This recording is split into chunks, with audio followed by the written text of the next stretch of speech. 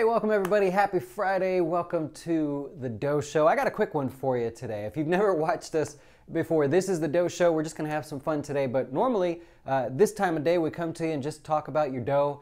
What can we do from retirement investing to personal finance, anything interesting. We got a lot of great things actually coming up on the show. I'm going to hopefully be able to say as of Monday. I have a definitive date now, so if you've been wondering what I'm talking about, I should know as of Monday. But a lot of great things coming up. If you've never watched this before, I am Dustin Tibbetts, financial advisor with Jazz Wealth Managers. We are SEC fiduciary registered financial advisors. Did I get that right?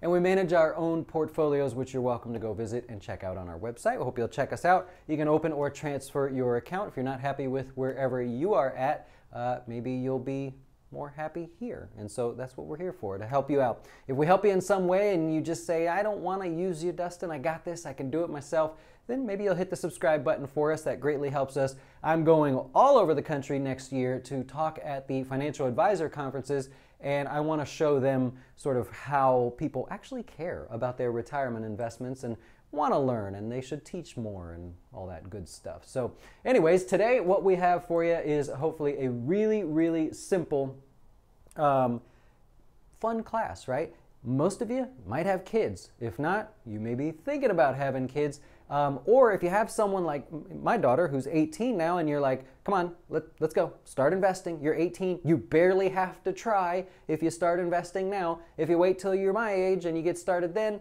you're going to be awfully disappointed at how much you have to save, plus life gets in the way, blah, blah, blah. We all know if we're a little bit older, we wished we would have started earlier, right? Myself included.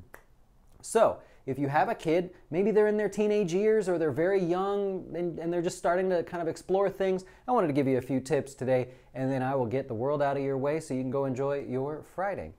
So here's the thing. The first thing comes from personal experience. I'll share a story with you, but the first thing is you're going to take it slow. You are not going to teach your kids about investing, the stock market, retirement, and things that are not interesting to them. You're not going to teach them by sitting them down at the table and saying, I want you to listen to me for 35 minutes tonight, and then the next night and the next night. We want it to be a fun experience, right? And so what I do is I say, teach in spurts. And so while my daughter was growing up, I would wait for her. She'd ask certain questions about what are you doing, or what does this mean, what does that mean, and I would just quickly give her the answer.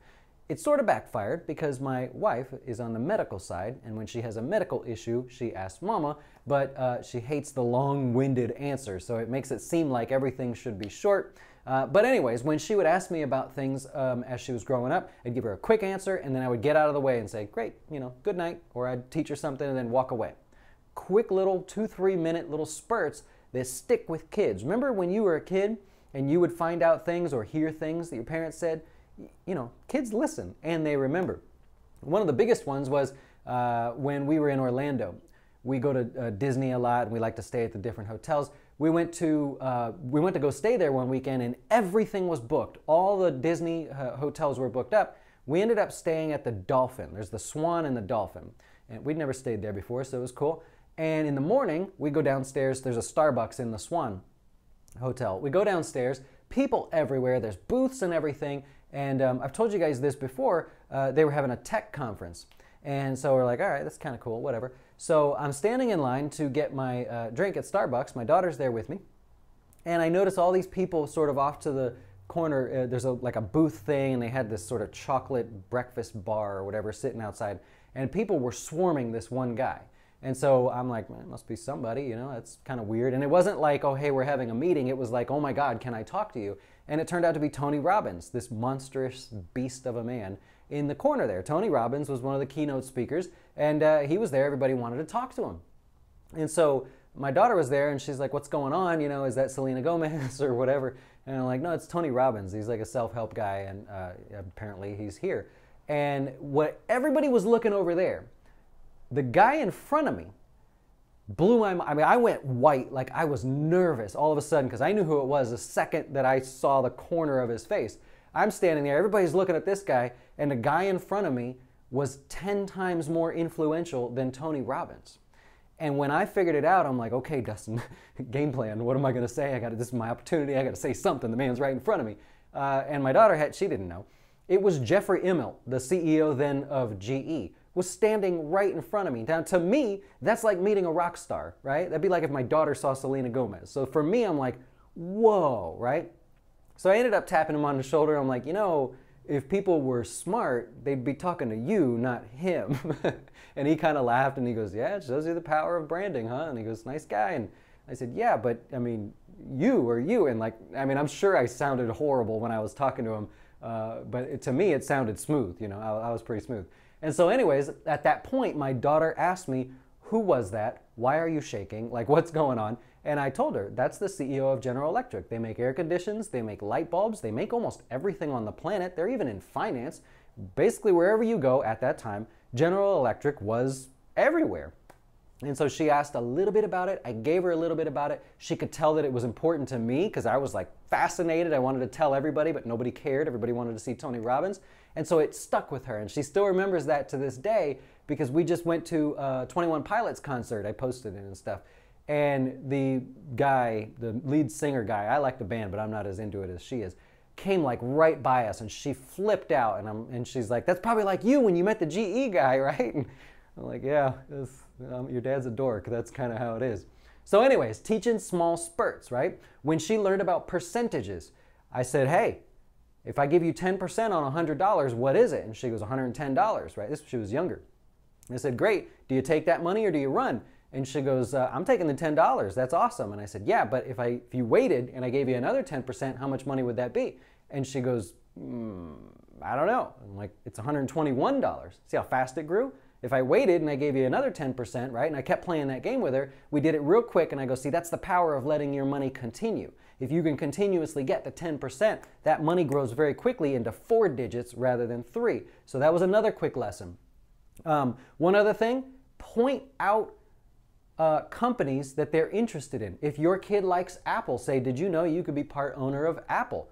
Really cool. I told that to my daughter when she was younger. She about flipped out, heartbroken, when Apple went from $700 a share to $100 a share. She thought the company was going bankrupt like overnight, and in reality, they did their 7-for-1 split, or reverse split there, or their split. So, you know, that was one thing that kind of got her engaged. It was a shocking moment in time where we all knew what was going on, but she didn't. So if you have products that your kids care about, learn something about them. Let them know that they could be part owner of that company, and occasionally let them know when the price falls or goes higher. If you say, hey, it's $40 to be part owner of that company, and then all of a sudden it goes to $30, be like, uh-oh, $30 to be part owner of that company. Don't you wish you could get in there and like tell them how to run the company? Every kid's gonna think they could do it better than obviously a CEO. So that's tip number 1. Really simple there. Go slow. Do not teach this overnight. Just little by little throw out bits and nuggets and information. Your kids listen, they do pay attention. Okay, number 2. Have you heard that one before? Yeah, but what do you know, mom or dad, right? You've got to learn the basics. So if you're going to teach your kids, you need to know a little something. Now, I'll give you a secret. You can do like the old piano teachers. They used to say, if you want to be a piano teacher, you don't need to know how to play the piano. All you have to do is stay one lesson ahead of the student, right? So you can sort of fake it. You could say, you could learn a little something, then share it with them, then learn a little something and share it with them. But don't go saying to your kids, you have to go invest because I didn't, right? Or go ahead and go to Jazz and open an account with them. They do it for me. You got to give them some information. Nobody wants to just show up somewhere and pay for something that they didn't know, right? It's like your I use the air condition example. You ask for a recommendation of a person that fixes your air condition. Nobody wants to hire the air condition guy, right? You want to fix it yourself, but you can't fix it yourself if you don't know a little bit. Well, probably a lot with that one. So you got to know a little bit. Make sure that when your kid says, yeah, but what does this mean? Or, oh, do you have one of those? Do you invest that way? And why don't you invest that way? Have the conversation to say, you're young, you will be aggressive. I am getting older, I will not be as aggressive. And make sure they understand why, or simply share a video of ours with them, one of the shorter ones maybe, so that they would enjoy that, okay? So you should know the basics of account types, the different investment options, what's a mutual fund versus an exchange traded fund. You don't have to get all geeky like I do on this stuff, but you should know the basics so when they're presented with an opportunity to invest one way or the other, they don't go with crypto, right? Or whatever the hot thing is gonna be later on then. Okay, Now, that's the first two. Third one, teach them that a 401k is not an obligation. It's a negotiating tool, right? It's something that they will use to compare apples to apples in the future. And I want to give you something that you can take. You can use this as an example if you want. I wrote the whole thing down. If you tell your kid, or your kid is going to earn $50,000, they grow up, maybe they're right now, they're like 25 or something, and you're just trying to get them to invest. They're shopping around, they're done with college, they're going to get a job. If they're going to make $50,000, put 3% into their 401k, and their company is going to match 3%, right? If, let's say they're 30 years old, at the end of 35 years, if they had a 7% return, let's use as an average, they have $612,000. And they go, Dad, Mom, guess what? I got a job making $50,000 a year. Heard about this 401k thing. I'm not too sure about it, but they're matching 3%. You've got to let them know that that's exciting. Now, if, when they're out shopping for their job, we do the same thing, $50,000, and only this time the company B says, well, we can only pay you $50,000, but we'll match 6%, right? So if you put in 6%, like Walmart does this, fascinating that Walmart's at 6% now. You put in 6%, we'll match 6%. That's $1.223 million at the end of 35 years. That's assuming they're 30 years old already and you just finally got them to invest. Imagine if they're 25 or so. So teach them that a 401k is a way to compare jobs and see which one's more beneficial. A 401k is not an obligation, a frustration, and oh my God, I have to pick these things, and they sent me 15 pages of paperwork. I hate this. Teach them that it's a way to figure out how much net at the end of the day they're going to make. They're going to make the $50,000, probably get a 3% raise over the next 35 years. They're going to put 6% of that money in there, and they're going to end up with that much more money. Double.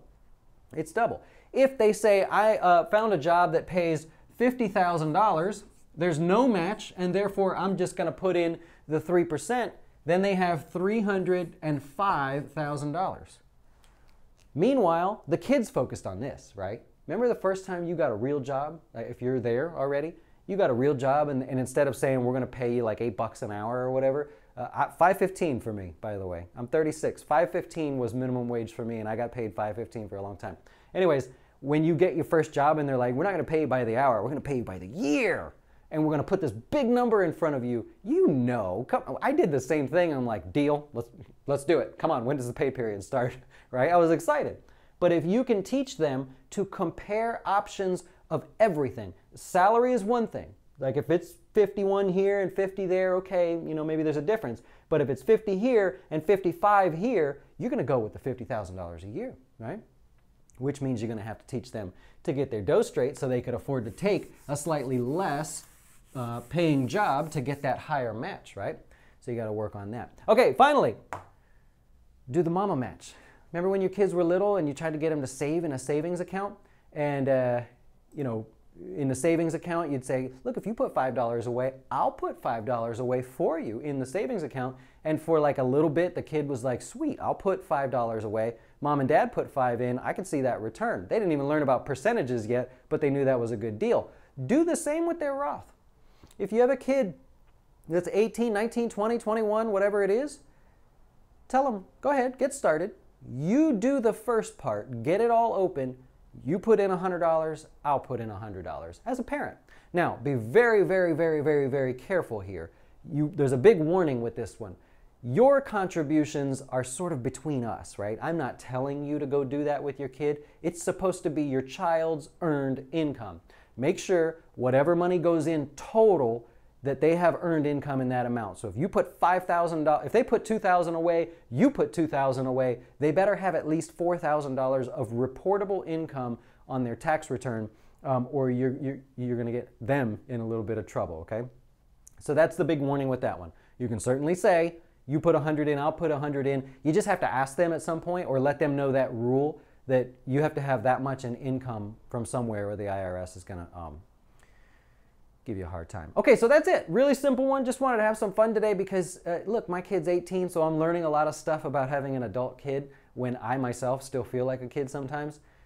So it reminded me of all the things that I did, you know, with her when she was growing up. Larry, no jazz shirt today? No, had a local sort of thing, and that local thing is going to spill over into later today, so there'll be no closing beat, but it's all good news, I promise you. It's all good news. It's worth it. It hurts me to miss the closing beat, but I have to today, so that's part of the reason I got a little more dressed up, you know? You got to show your better self. One day when I'm somebody on YouTube or whatever else, I'll be able to wear that shirt everywhere and people will just be like, hey, it's you. And they won't give me a hard time. But for now, I have to wear a nice shirt. 9-year-old loves getting paid or dip. Oh man, Nicole, that's awesome. That is awesome. So really good. You should give the class. That is incredible. You got your 9-year-old into that. I love it.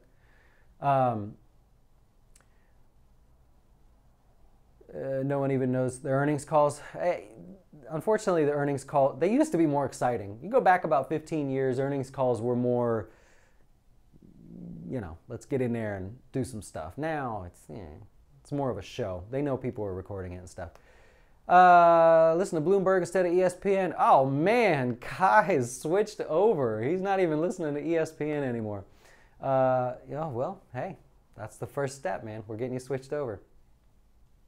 50,000 in your first job. My first real job, when it was a salaried position, worked out to be 44,000. So close enough for me. And yeah, I thought that was incredible because I didn't really have a first job when I was a kid. I started a business. So for me, I never really had I only had a salary from one job ever in my life, and that was it. Other than that, when I was a kid, you know, it was like I worked at a restaurant and things like that. So I got the hourly wages. Yep. Cool. Hourly is better if you work overtime. Tell that to my wife. My wife gets paid fairly handsomely, I think, for what she does. But boy, she works now. You got to love your job if you're going to accept that salary and work a lot of extra hours, man. Cool. Looks different with a different shirt. Does it look better? I hate wearing this shirt, to be honest with you. It's weird how after all this time, if I'm not wearing the normal shirts that I wear, I just like what's this? Like I feel weird, you know? Okay, that's all I have for you. I'll wish you guys a happy weekend because we won't be back later. So enjoy the rest of your day. Enjoy the weekend. Be safe. Have fun. We'll hopefully have some good news for you on Monday and just, you know, more exciting, fun things to share. But otherwise, we'll be back with the normal Dose Show and a closing beat starting next week. We'll be one more full week before Thanksgiving. Man, Thanksgiving's come up quick, man. Enjoy. Why should you choose Jazz Wealth as your retirement or long-term investing service? Our portfolios are managed by us, not some faceless mutual fund manager. Our private classes will teach you everything about investing and getting your dough straight. Best of all, our fiduciary standard means your best interest comes before ours.